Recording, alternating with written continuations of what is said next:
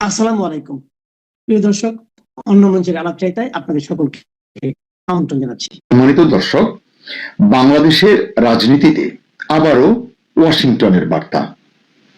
কি সেই বার্তা? আওয়ামী লীগকে বাদ দিয়ে নির্বাচন হলে সেই নির্বাচন বিশ্বাসযোগ্য হবে না, এমন কথাই সরাসরি বলেছেন মার্কিন কংগ্রেসের 5জন আইন প্রণেতা। প্রশ্ন হলো, এটা কি চাপ বাংলাদেশের জন্য, বাংলাদেশের অন্তর্বর্তী সরকারের জন্য, নাকি সতর্ক পরামর্শ? কিভাবে দেখবো আমরা এটিকে? মার্কিন কংগ্রেসের এই যে 5 সদস্য, এরা হলেন হাউস ফরেন অ্যাফেয়ার্স কমিটির র্যাঙ্কিং সদস্য গ্রেগরি মিক্স, দক্ষিণ ও মধ্য এশিয়া বিষয়ক উপকমিটির চেয়ারম্যান বিল হুইজেনগা, একই উপকমিটির র্যাঙ্কিং সদস্য সিডনি কামলাগার ডোব, কংগ্রেসওম্যান জুলি জনসন এবং প্রতিনিধি টম সুজিও। এই 5 কংগ্রেসম্যান প্রধান উপদেষ্টা ডক্টর মোহাম্মদ ইউনূসকে খোলা চিঠি লিখেছেন। চিঠির মূল বক্তব্য এক লাইনে যদি বলি তাহলে দাঁড়াচ্ছে এই যে সব বড় রাজনৈতিক দলকে বাইরে রেখে, আসলে কথাটা এরকম নয়, মানে সব বড় রাজনৈতিক দলকে নিয়ে বা সক্রিয় সকল রাজনৈতিক দলকে নিয়ে নির্বাচন হলে সেটিকে একটি ভালো নির্বাচন বলা হবে। আর যদি বাইরে রেখে কোনো বড় দলকে, একটি দুটি বা তিনটি কোনো বড় দলকে বাইরে রেখে নির্বাচন হলে তা গণতান্ত্রিক হবে না। এটি হচ্ছে মূল বক্তব্য। তারা লিখেছেন 2024 সালের আগস্টে শেখ হাসিনার পতনের পর দেশ একটি সংকটময় সময় পার করছে, যেটি আমরা সবাই দেখছি, এবং সেই সময়ে মানে গত বছরের আগস্টের কথা তারা বলছেন, ইউনূস দায়িত্ব নিয়েছেন দেশের, এটাকে তারা স্বাগত জানিয়েছেন এই 5 কংগ্রেসম্যান। কিন্তু একই সঙ্গে তারা স্পষ্ট ভাষায় বলেছেন আওয়ামী লীগের রাজনৈতিক কার্যক্রম স্থগিত করা, কার্যক্রম নিষিদ্ধ করা, নির্বাচন কমিশনের মাধ্যমে দলটির নিবন্ধন বাতিল বা স্থগিত করা এবং সন্ত্রাস দমন আইনের দলকে কার্যত নিষিদ্ধ করা। যদিও কার্যক্রম নিষিদ্ধ বলা হয়েছে, আসলে আওয়ামী লীগ তো কিছু করতে পারছে না, সে কারণে কার্যত নিষিদ্ধ করা। এই যে সিদ্ধান্তগুলো, এটাকে তারা বলছেন যে ফেব্রুয়ারি 2026-এ যে নির্বাচন, সেটি যদি 12 ফেব্রুয়ারি অনুষ্ঠিত হয়, তারা বলছেন যে এই পরিস্থিতি, মানে আওয়ামী লীগকে বাদ দিয়ে নির্বাচন বা জাতীয় পার্টি বা অন্য কোন দলকে, আওয়ামী লীগের শরিক দলগুলোকে বাদ দিয়ে যে নির্বাচন যদি হয়, এটি সেই নির্বাচনকে প্রশ্নবিদ্ধ করবে। মার্কিন কংগ্রেস সদস্যদের যুক্তি হলো, আগের নির্বাচনগুলো নিয়েও যুক্তরাষ্ট্র এবং আন্তর্জাতিক পর্যবেক্ষকরা বলেছেন সেগুলো ফ্রি ও ফেয়ার ছিল না। বিশেষ করে 2014, 2018, 2024-এর নির্বাচনের কথা এই প্রসঙ্গে এসেছে, সেগুলো ফ্রি এবং ফেয়ার ছিল না।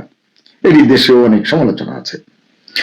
এখন যদি দেশের সবচেয়ে বড় ও ঐতিহাসিক দলকে, মানে আওয়ামী লীগকে বাইরে রেখে যদি আবারও নির্বাচন হয়, তারা প্রশ্ন তুলছেন তাহলে এই নতুন নির্বাচন কিভাবে বিশ্বাসযোগ্য হবে? এর আগের নির্বাচনগুলোতে একটিতে বিএনপি অংশগ্রহণ করেছিল জাতীয় ঐক্যফ্রন্টের ব্যানারে, আর দুটিতে করেনি। অনেকেই একটি কুতর্ক করেন যে আওয়ামী লীগ তাদেরকে বাদ দিয়ে করেছে, নির্বাচন হয়েছে, তারা অংশ নেননি, অপরাধ জারি হোক, এটি গণতন্ত্রের জন্য ভালো হয়নি, এটি এখন তো হাড়ে হাড়ে আমরা টের পাচ্ছি। তখনও আমরা এটি নিয়ে কথা বলেছি, নির্বাচনে সকল দলের অংশগ্রহণের কথা আমরা বলেছি, এবং এই কথাও বলেছি বিভিন্ন টক শোতে, বিভিন্ন যখনই কথা বলেছি আমরা বলেছি যে ক্ষমতাসীন সরকারের দায়িত্ব বেশি প্রধান বিরোধী দলকে নির্বাচনে সামিল করা। যাই হোক, এই চিঠিতে আরেকটি গুরুত্বপূর্ণ বিষয় উল্লেখ করেছেন মার্কিন এই 5 আইন প্রণেতা। তারা বলেছেন ব্যক্তিগত অপরাধের বিচার হতে পারে, কিন্তু পুরো একটি দলের উপর সামষ্টিক শাস্তি গণতান্ত্রিক নীতির সঙ্গে যায় না। দর্শক, আপনারা নিশ্চয়ই বুঝতে পেরেছেন, এখানে যদি শেখ হাসিনার যে অপরাধ থাকে, তারা বলছেন যে এটির বিচার হতেই পারে, কিন্তু একটি দলকে, একটি সামষ্টিকভাবে একটি গোষ্ঠীকে আপনি গণতান্ত্রিক প্রক্রিয়ার বাইরে দেবেন, এটিকে তারা বলছেন যে গণতান্ত্রিক নীতির সঙ্গে যায় না। বিশেষ করে আন্তর্জাতিক অপরাধ ট্রাইব্যুনাল রাজনৈতিক হাতিয়ার হয়ে উঠলে তারা বলছেন তা প্রতিশোধের চক্র তৈরি করবে, ন্যায় বিচার কখনোই নিশ্চিত করবে না। এখানে একটি বিষয় পরিষ্কার করে বলা দরকার, এই 5 জন আপনি ধরে নিতে পারেন যে খুব শক্তপোক্ত মার্কিন নীতি নির্ধারক, এমন আপনি নাও ভাবতে পারেন, আমিও বলছি না। তারা পুরো যুক্তরাষ্ট্রের কথা বলছেন, মানে তারা যা বলছেন এটি যুক্তরাষ্ট্র বলবে বা বলছে বা বলতে বাধ্য, বিষয়টি এমনও নয়। কারণ ওয়াশিংটনের মনোভাব তারা ব্যক্ত করছেন, বিষয়টি এমন মোটেই নয়।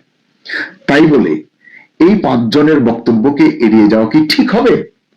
কারণ তারা যা বলছেন তা হলো যুক্তরাষ্ট্র নির্বাচন প্রক্রিয়াকে, সামনে যেটা আসন্ন নির্বাচন, এই প্রক্রিয়াকে কিভাবে দেখছে, সামনে কিভাবে মূল্যায়ন করবে, 12 তারিখে যদি নির্বাচন হয়েও যায় এরপরে তারা এটিকে কিভাবে মূল্যায়ন করবে। যদি তারা বলে বসে যে নির্বাচনটি গ্রহণযোগ্য হয়নি, অংশগ্রহণমূলক হয়নি, অন্তর্ভুক্তিমূলক হয়নি, তখন? তাই এটাকে খুব লাইটলি, মানে হালকাভাবে নেওয়া খুবই বিপজ্জনক হতে পারে বাংলাদেশের জন্য।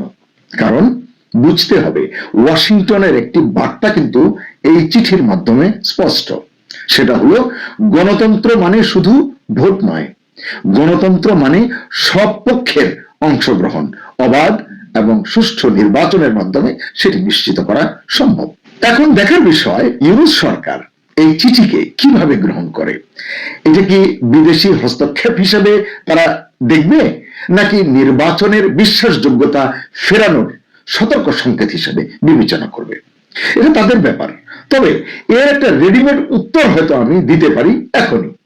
তা হলো, আজকেই রাজধানীর ফরেন সার্ভিস একাডেমিতে একটি সংবাদ সম্মেলন হয়েছে।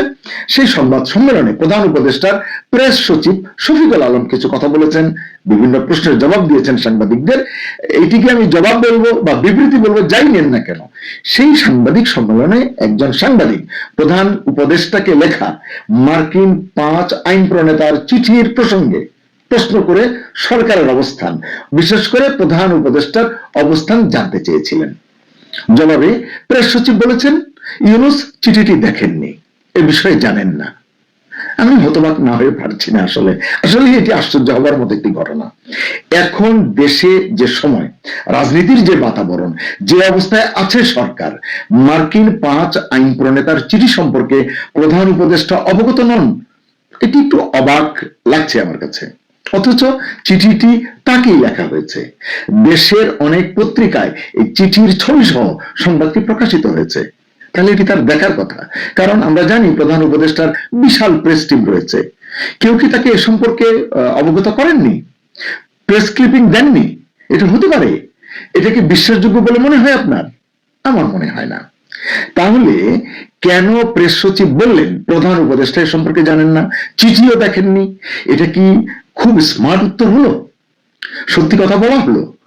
এই জবাবের ইংলিশ ভার্সন, কারণ কাগজে এসছে, ইংরেজি কাগজেও এসছে, না এলেও বাংলা থেকে ইংরেজি করে এই তথ্য মার্কিনীদের কাছে পৌঁছতে তো সময় লাগার কথা নয় আজকালকার যুগে।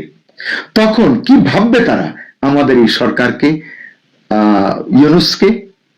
অথচ প্রেস সচিব বলে দিলেন, আওয়ামী লীগের বিষয়ে সরকারের অবস্থান স্পষ্ট।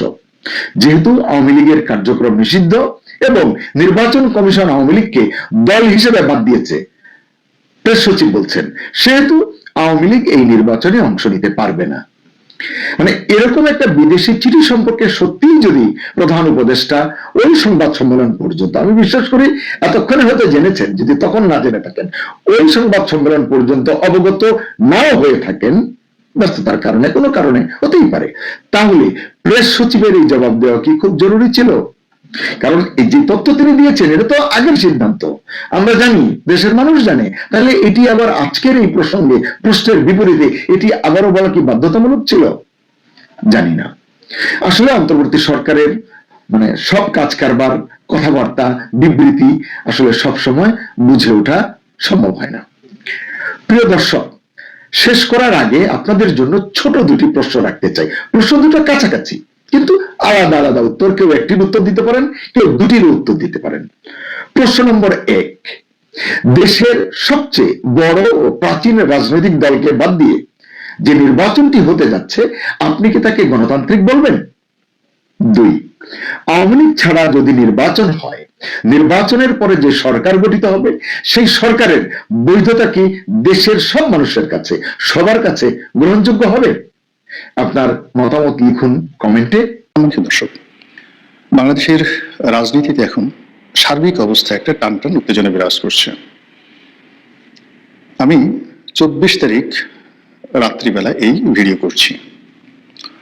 রাত পোহালি 25 তারিখ, আর এই 25 তারিখে বাংলাদেশের সবচেয়ে বড় রাজনৈতিক দলের যিনি প্রধান এই মুহূর্তে, জনাব তারেক রহমান, তিনি বাংলাদেশে আসবেন। তাকে বরণ করে নেওয়ার জন্য বিএনপির পক্ষ থেকে শ্বাস রব। সারা বাংলাদেশ থেকে লক্ষ লক্ষ নেতাকর্মী ঢাকাতে এসেছেন এবং আগামীকাল 25 তারিখে দুপুরের মধ্যে আরো লক্ষ লক্ষ মানুষকে সমাগম করার জন্য বিএনপির পক্ষ থেকে চেষ্টা করা হচ্ছে। আর নেতাকর্মীরাও স্বতঃস্ফূর্তভাবে অনেকটা উৎসবের আমেজে, ঈদের আমেজে ঢাকা অভিমুখে রওনা করেছেন।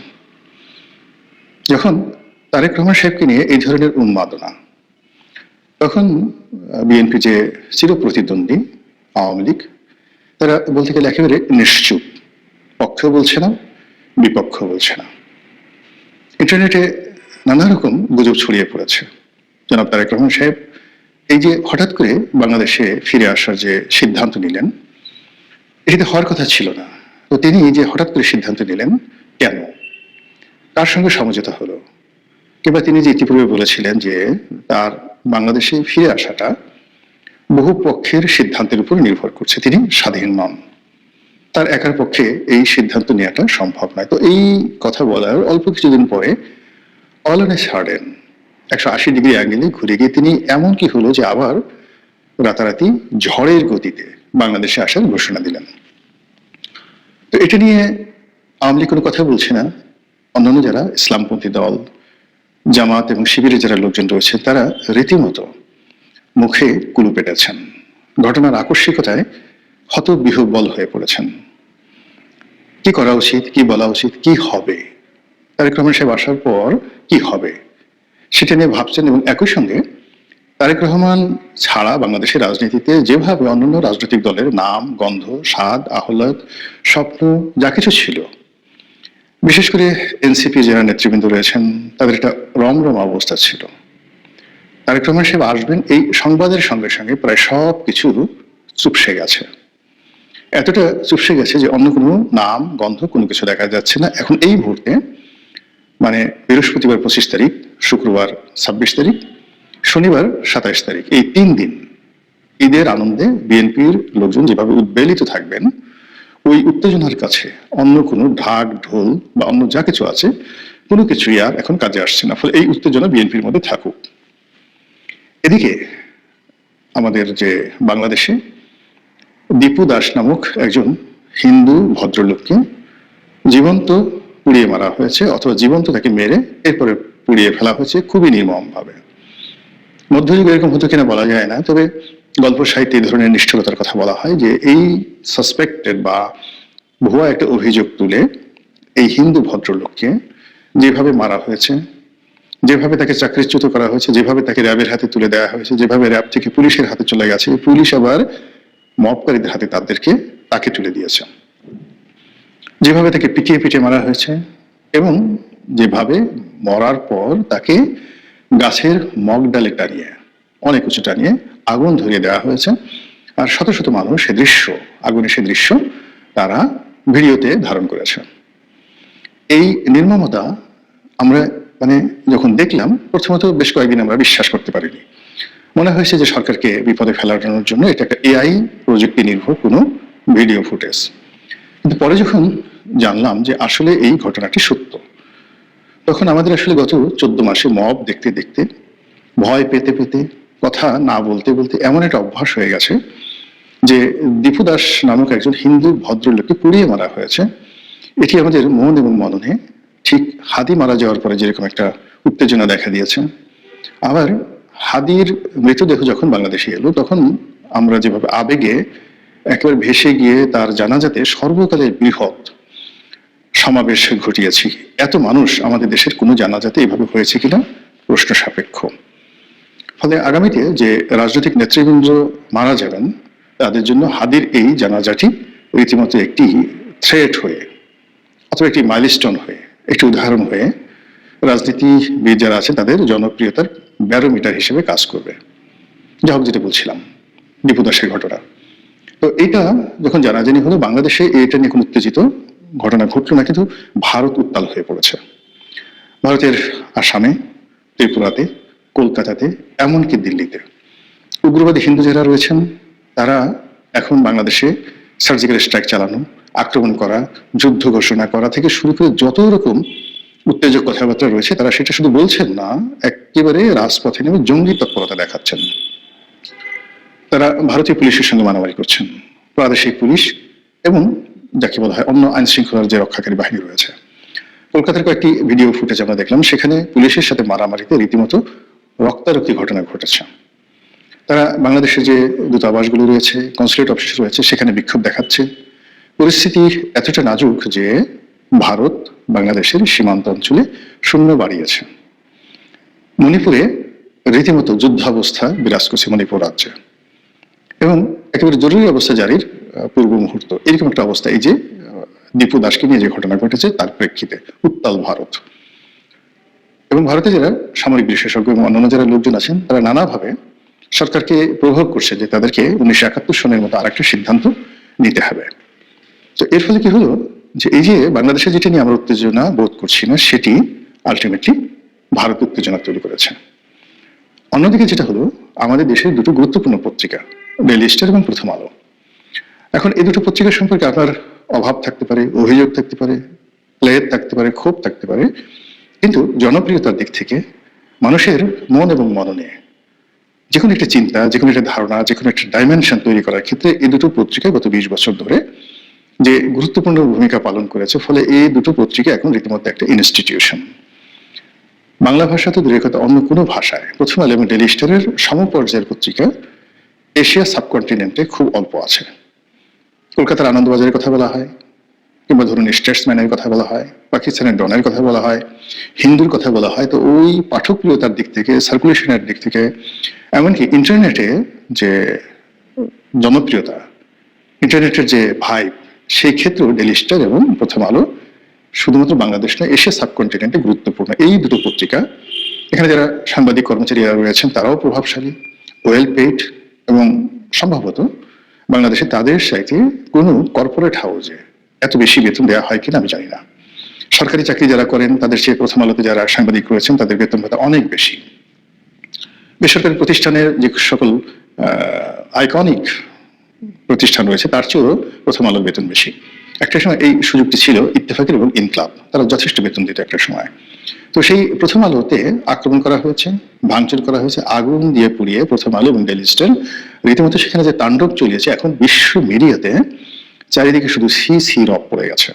আর তারই প্রেক্ষিতে সরকার যেটি কখনো সাহস করেনি, মবকারীদেরকে ধরার জন্য কখনো সাহস করেনি, এই প্রথম আলো এবং ডেইলি স্টারের ঘটনার পর তারা এই মবকারীদের বিরুদ্ধে একেবারে কঠোর অবস্থানে গিয়েছে এবং অনেককে গ্রেপ্তার করা হয়েছে, এবং অনেকের মধ্যে গ্রেপ্তারের আতঙ্ক ছড়িয়ে দিয়েছে। ফলে বাংলাদেশে এই যে যারা মব করতেন বা এতদিন সরকারের সঙ্গে ঘনিষ্ঠ থেকে যারা এই মববাজিকে একটা বিজনেস হিসেবে বা ব্যবসা হিসেবে যারা নিয়েছেন এবং রীতিমতো পেশাদারিত্বের সঙ্গে মব করার ব্যাপারে তারা এখন বিশ্ব মোড়লে পরিণত হয়েছেন। পৃথিবীর অনেক দেশের লোকজন যদি মব করতে চায়, তাহলে বাংলাদেশে গত 14 মাসে যে অসংখ্য মবের ঘটনা ঘটেছে, নিখুঁত, প্ল্যান ওয়াইজ, কমার্শিয়ালি ভায়াবল, এই ব্যাপারে যদি কেউ শিখতে চায় বা পিএইচডি ডিগ্রি নিতে চায়, এমনকি যদি মব নিয়ে আগামীতে নোবেল কমিটি কোনো নোবেল পুরস্কার দিতে চায়, তাহলে তাদেরকে অবশ্যই বাংলাদেশে আসতে হবে। এনিওয়ে, যেটা বলছিলাম যে এই যে বাংলাদেশের তারেক রহমান সাহেব থেকে শুরু করে দীপু দাস থেকে শুরু করে ডেইলি স্টার প্রথম আলোর ঘটনা এবং নির্বাচনের তফসিল, তারপর নির্বাচন, এরই মধ্যে রাজনীতির নানা মেরুকরণের মধ্যে সবচেয়ে আন্তর্জাতিক অঙ্গনে আমাদের জন্য ভয়াবহ যে বিষয়টি, সেটি হলো সীমান্তের উপারে যুদ্ধের দামামা শুরু করেছে ভারতের জনগণ। এবং গত 14 মাসে আমরা নানা রকম উস্কানি দেখেছি ভারতের পক্ষ থেকে, ভারতীয় মিডিয়ার পক্ষ থেকে নানা রকম প্রোপাগান্ডা দেখেছি, কিন্তু এবার মনে হচ্ছে ঘটনা সেই রকম নয়। এবার মনে হচ্ছে যে ভারত সত্যিকার অর্থেই একটা টলটলায়মান অবস্থায় আছে।